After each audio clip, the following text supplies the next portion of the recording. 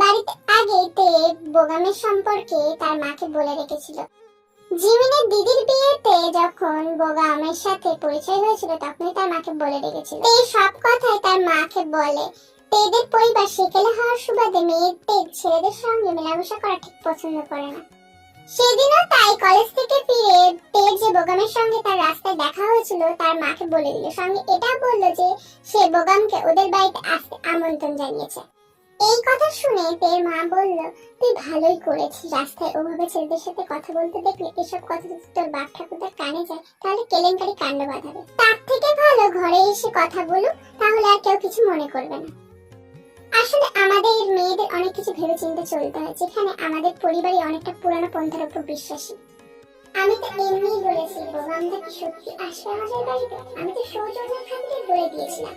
জিমিনের কিছু নোট নেওয়া ছিল তেদের বাড়ি থেকে, তাই তেদের বাড়িতে সে এসেছিল, সাথে বোগামকেও নিয়ে এসেছিল। জিমিনি তের মা, ভাই, বোন, ঠাকুমার সাথে পরিচয় করিয়ে দেয়। অল্পক্ষণের মধ্যে বোগাম ঠাকুমা আর ছোট ছোট ভাই বোনেদের সাথে খুব ভালোভাবে মিশে গিয়েছিল, মনে হচ্ছিল অনেক দিনের চেনা পরিচয়। ঠাকুমা তো খুশি হয়ে রোববার দুপুরে বোগামকে নেমন্তন্ন করে দিয়েছিলেন। এইসব কথা যখন তে ভাবছিল তখনই ওর মা এসে বলল, চল ভাত খাবি না, অনেক রাত হয়ে গেছে, কাল তো আবার কলেজে আছে। তোর বাবার উপর তুই রাগ করে আছিস না? তোর বাবা তোর ভালোই চায়, ভেবে দেখ না। না হলে এখনো যদি তোর মনে বোগাম আছে তাহলে আমাদের তরফ থেকে কথা বাড়ায়। ওর মা কি বলেছিল তা নিয়ে মন খারাপ করে বসে থেকে লাভ নেই।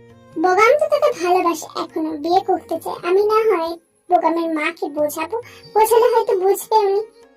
তার মাকে বলল, মা তোমার কি মনে হয় বিয়ের পরে আমার কোনো অসুবিধা হবে না? উনি তো আগেই বলে দিয়েছেন উনি ওনার ছেলের বিয়ে অন্য ডিস্ট্রিক্টের মেয়ের সঙ্গে করাতে চান। ওনার মতে আমাদের মতো অন্য ডিস্ট্রিক্টের মেয়েরা শুধু ঘর ভাঙতে চান।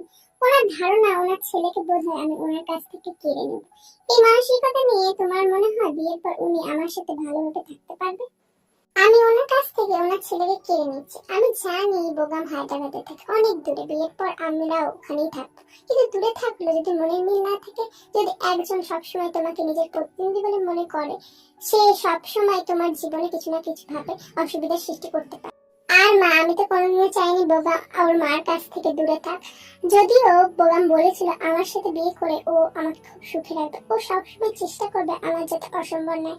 কিন্তু ওর মা যদি আমাকে সবসময় অপদস্থ করে, ও কি ওর মাকে অপমান করবে না ওর মার সাথে ঝগড়া করবে? কোনোটাই সম্ভব না আর উচিত না। মধ্যে থেকে আমিই হয়তো পিছতে থাকবো। আমি অনেক ভেবে চিন্তেই বোগাম থেকে দূরে চলে আসার সিদ্ধান্ত নিয়েছিলাম।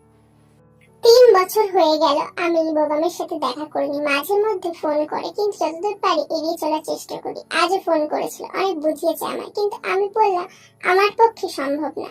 আর আমরা যদি বিয়েও করি আর তুমি তোমার মাকে এড়িয়ে চলো, তাহলে তোমার মার মনে এই ধারণা আরো দৃঢ় হয়ে যাবে যে অন্য ডিস্ট্রিক্টের মেয়েরা সত্যি ঘর ভাঙে।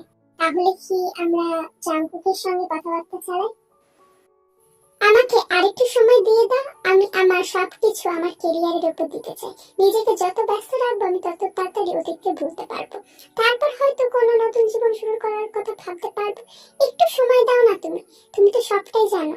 বাবাকে একটু বোঝাও না। তুই কি ভাবছিস তুই এইভাবে অতীতকে ভুলে যাবে? তুই ভুলতে পারবি না। এই যে বললি আজও প্রোগ্রাম তোকে কল করেছিল, পিছুঠান থেকে যতদিন নিজেকে সরিয়ে নিচ্ছিস তুই নিজের জীবনে এগোতে পারবি না।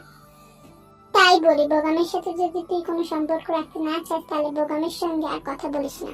রাতে খাওয়া দাওয়ার পর যখন তে বিছানায় এসে ঘুমানোর চেষ্টা করলো, আবার অতীতের স্মৃতি ওর মনে বারবার চলে আসতে লাগলো। তে ভেবেছিল যে বোগাম আর তার সম্পর্ক তার সেকেলে পরিবার মেনে নেবে না, কিন্তু তার ধারণা ভুল ছিল। যখন সে সব ঘটনা খুলে বলে তখন সে পরিবারের সবাই রাজি হয়েছিল।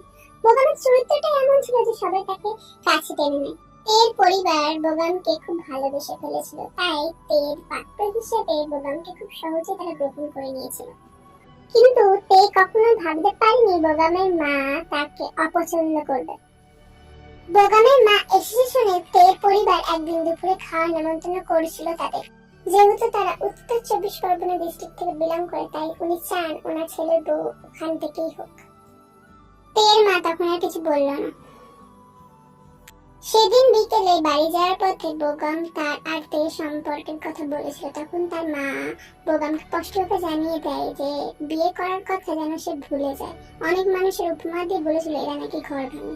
বোগাম অনেকবার বোঝানোর চেষ্টা করেছিল, কিন্তু ওর মা কিছুতেই বুঝলো না। এসব কথা তে শোনার পর নিজেকে খুব অপমানিত বোধ করতে শুরু করলো এবং তে বোগামকে জানিয়ে দিল যে সে আর কোনোদিনও বোগামের সাথে দেখা করবে না।